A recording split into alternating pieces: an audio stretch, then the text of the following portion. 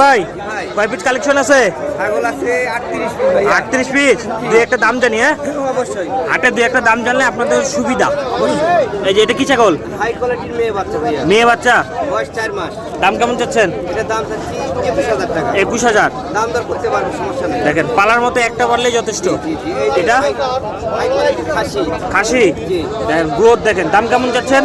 এটা দাম থাকলো 28500। 28500। জি, দাম দেখি কোনো option রয়েছে। সব তো দেখার মতো। দেখি এটা দেখি। জি জি সব দাম দর করতে পারবে, কোনো সমস্যা নাই। এই যে খাসি।